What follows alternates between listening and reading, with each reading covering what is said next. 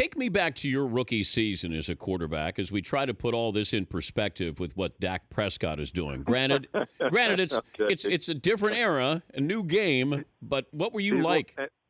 Well, he's won 5 more games than I won already. How brutal was it? Well, it was pretty rough. I mean, I didn't have this offensive line that he's enjoying, and the running game and all that they've had around him. But having said that, and even with the backdrop of knowing that we've seen young quarterbacks, rookie quarterbacks step in here in the last 10, 15 years and have success, but here's a guy who was a 4th-round pick. He wasn't a first-round pick. He wasn't the first overall guy and was regarded as a project when he was drafted. I remember talking to Jason Garrett at the time that they did pick him in the 4th round. And even in visiting with Dak before the season opener, his first NFL start, he said that in college, he had never taken snaps under center. He had never run play-action passes, and that was the thing that he had to get over the most, that he had to learn how to do.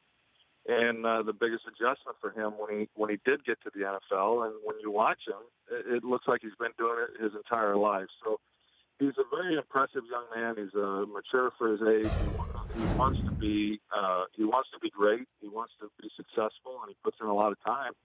But to see how he has gone out and played, and when defenses are trying to confuse a young quarterback, has been really impressive. I don't know what more we can say about his performance. It's just I don't view him really.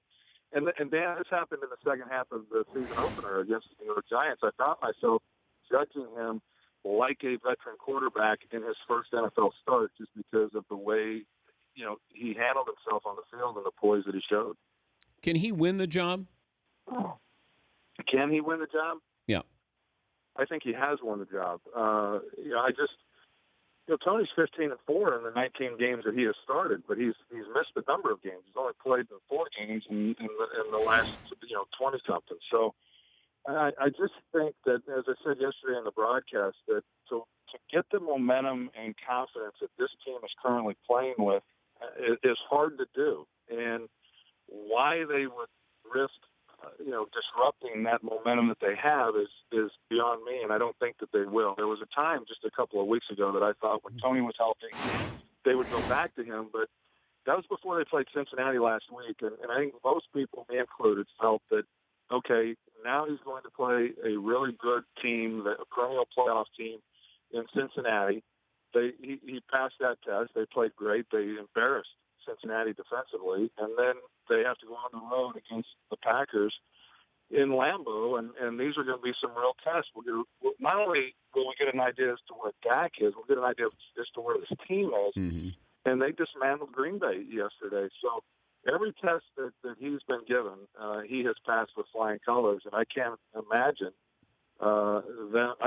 him not being the guy. I don't know how you sell that to the rest of the club when you play the way that they are.